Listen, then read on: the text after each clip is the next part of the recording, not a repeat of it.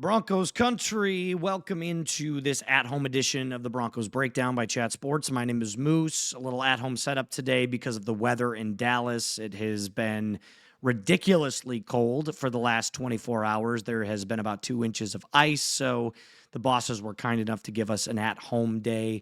But content never sleeps, and believe it or not, we kind of heard from Sean Payton about what happened yesterday in the loss in the AFC Championship game to the New England Patriots. And Sean did take a little bit of blame, but not for what you'd expect. And we're going to break it down here on this episode. I'm going to tell you why I still will always clamor for the points, kind of my thoughts around everything, and we'll touch on some early off-season content here on the back half of today's episode. Really quick, though, thank you guys for helping us get over 56,000 subscribers. It means the world to me. Since the beginning of when I took over the Denver Broncos channel, the Broncos Breakdown channel, we were at 35,000 subscribers, taking over for Matthew Peterson. We are now at over 56,000, so we've effectively gained about 21,000 new subscribers. And again, I cannot thank you guys enough. It's my dream come true to cover this team for a living, and you guys make it possible every single day.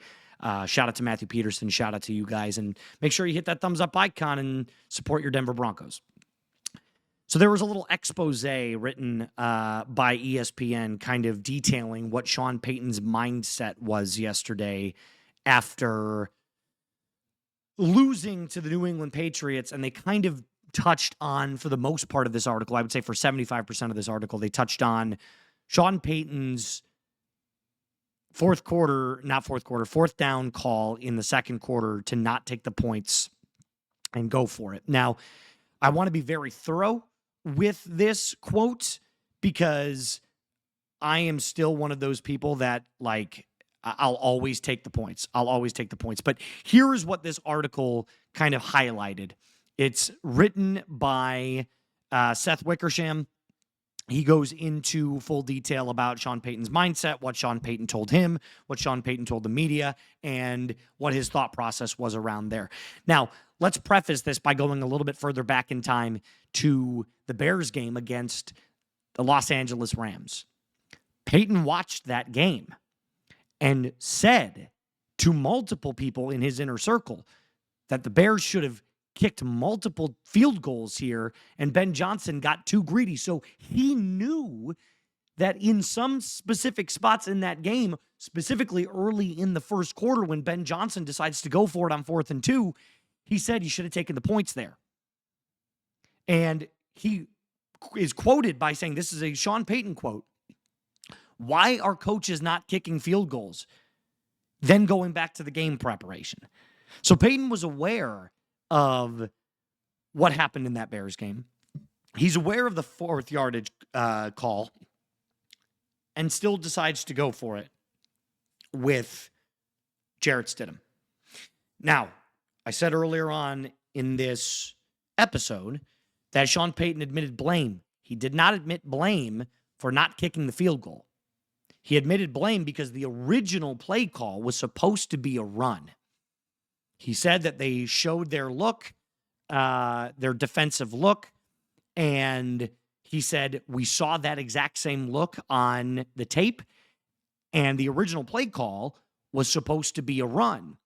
And then they switched some stuff up, credit to Mike Vrabel for flipping the coverage, where Sean felt comfortable enough to throw a pass, a bootleg pass. And if you tuned in yesterday to our watch party, I said, when you are in that position and your backup quarterback has driven you all the way down on an extended drive, the Broncos extended 3rd down drives there at least 3 times on that drive, you reward your backup quarterback by taking the points. Allow him to feel the success of the drive by getting points, and you would be up 10-0 at that point. Now, I know that there's so many Broncos fans that got into the comment section yesterday of my instant reaction video that said it wouldn't have mattered. It absolutely matters, because when you're up 10-0 and you've taken the points, your momentum has significantly grown, whereas it has completely flipped to the side of the New England Patriots when they stop you on 4th down. So not only do you have a 10-0 lead then, but you have the momentum on your side. And the weather we know gets bad. Now, hindsight is always 2020. They wouldn't have expected the weather to get that bad. So again, the weather can't really be used as an excuse. But can you imagine if the Broncos have a 10-0 lead, how differently the game plays out, or at least we think it plays out differently? And I'm not going to sit here and act like the New England Patriots didn't, deserve that win. They did. They played a cleaner game of football than the Broncos did. The Broncos made too many mistakes. But I will always bang the drum that in playoff football, it is a completely different set of rules. A completely different set of rules than the regular season. If that is week 11 of the NFL season, and the Broncos are playing, if they're playing the Chargers, or if they're playing the Chiefs, or if they're playing the Ravens, I think you go for it. Even with the backup quarterback, I think you go for it. But the playoffs is different. The margin for error in the playoffs goes from this to this really quickly. You're playing the very best of the best. You've got to take the points specifically with a backup quarterback. I even think maybe if Bo Nix is playing in that changes the play call. That changes going for it. I think it does. But you have Jarrett Stidham playing. So all of the factors that bled into that decision right there, I think you always take the points there. Always. And I'll stand firm and I'll die on that hill. We're going to continue on here with the rest of the episode and talk a little bit about some early offseason moves the Broncos should be making here, specifically with some coaching, but also with some free agency stuff as well. Before that, I got to tell you about our friends over at Rocket Money. Spending a couple extra hours a month with my wife talking about our finances is something that, newly married couples do. And I can tell you that a lot of that time now that was allocated towards that has been taken away because of Rocket Money. And that's a good thing. Rocket Money is a personal finance app that helps you find and cancel your unwanted subscriptions and monitors your spending and helps you lower your bills so you can grow your savings. Their dashboard lays out your total financial picture, including bill due dates and paydays in a way that is easy to digest. You can even automatically create custom budgets based off of your past spending. And Rocket Money is user-friendly and continuously saves money every single month, including over $2.5 billion and 880 million in canceled subscriptions alone. Their 10 million members save up to about $740 a year when they use all of the app's premium features. So if that's something that interests you, download the Rocket Money app today and let them help you reach your financial goals. And join at rocketmoney.com/Broncos chat. That is rocketmoney.com/Broncos chat. One more time, rocketmoney.com/Broncos chat. All of that is in the comments and description of today's video. Early thoughts here. My gut feeling tells me Vance Joseph takes the Cardinals job. My gut feeling tells me that Davis Webb is going to be either an offensive coordinator or a head coach. The Raiders seem to have a lot of interest in Davis Webb, which would be, I don't want to lose Davis Webb, but if he's got the opportunity to take a head coaching gig, you can't fault the man for doing what's best for his career or what he thinks is best for his career.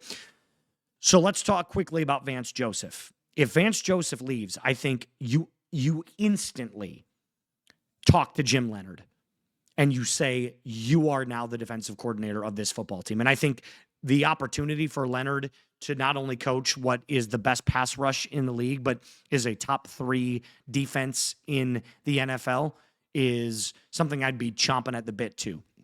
I know he's interviewed for the Cowboys job. That's no longer on the table. He's interviewed for the Jets job. I don't think that's no longer on the table. I think Leonhard knows that when Vance Joseph is taken off to go take the Cardinals job, that he's the next man up. And I think he absolutely deserves it. He's done an excellent job of cultivating a really, really good secondary as the Broncos DBs coach and secondary coach this season. So having a second-year player now in Jahdae Barron, who will be going into his second year, you can add a little bit of depth at the safety position in this draft, in my opinion. You should be adding a linebacker in this draft. You can add a little bit more defensive line help with John Franklin Myers most likely hitting free agency. There's a lot that you can expand upon if you're Jim Leonhard as the defensive coordinator. So I'd be beating the drum for Jim Leonhard to take over that position if I'm the Broncos. If not Jim Leonhard, if he decides to take over somewhere else, which, again, like I said, it doesn't feel very likely at this point, Jamar Cain, our defensive line coach, I think is another intriguing option. But if you wanted to explore outside of the Denver Broncos, I mean, there's a couple of names that you could explore. Antonio Pierce is a name that you could go out and get. I mean, I'd rather keep it in-house because of how good the Broncos defense is this year or has been this year. But I think without question, everybody can agree with me that the first thing you've got to do is you got to go out and make an aggressive push for either Breece Hall or Alec Pierce in free agency. Alec Pierce, because the Broncos don't have a true deep threat. Marvin Mims is kind of... He's developing into that, but he's not quite that yet. Alec Pierce led the NFL the last 2 years in yards per reception. He's a certified deep threat. Breece Hall as kind of like a J.K. Dobbins, but without the injury concerns, I would throw the bag at Breece Hall. He's right in his prime. He's easily a top 7 back in the NFL. I think adding that adds another element of this Broncos running game. And now the Broncos, by the way, are $35 million in estimated cap space for 2026, which would put us right around the top 10 in the NFL in available spending. And if the Broncos defer a lot of that cap space to signing bonuses, you can add up to another $60 million in cap. Now, the reason that you wouldn't do as much as $60 million is because you push and default some of that money down the road, which would make your 2027, 2028, and beyond cap hit a little bit more unobtainable, at least at this point. So I think you can pick and choose where you want to get a little bit aggressive, but some notable free agents here: John Franklin Myers, Alex Singleton, who I would bring back. Justin Stranad is hitting free agency. J.K. Dobbins is hitting free agency. So the Broncos have a lot of really tough decisions to make here on the early days of their offseason. And there's a lot to be excited about because this team was handicapped by the Russell Wilson contract, which was a $32 million dead cap hit, which is insane to think about considering we're not paying him. He's not on the team anymore. We are paying him. He's not on the team anymore. So there's a lot of really bright stuff ahead. And the Broncos Super Bowl window just opened. It just opened. There's a lot of time left. And with Bo still on his rookie contract, you've got year 3, year 4 as prime windows. So these next 2 years for sure to win a Super Bowl, this is the time to make an aggressive push. Go get Breece Hall. Go get Alec Pierce. That's all I got for you on this episode. I am going to be back a little bit later on today with another Denver Broncos news and rumors video. Hopefully it is not without, hopefully it's with some good news. Maybe Vance Joseph stays. I don't think, but either way, we're going to cover it. Make sure you subscribe to the channel. And as always, Broncos country, mile high salute. Be cool.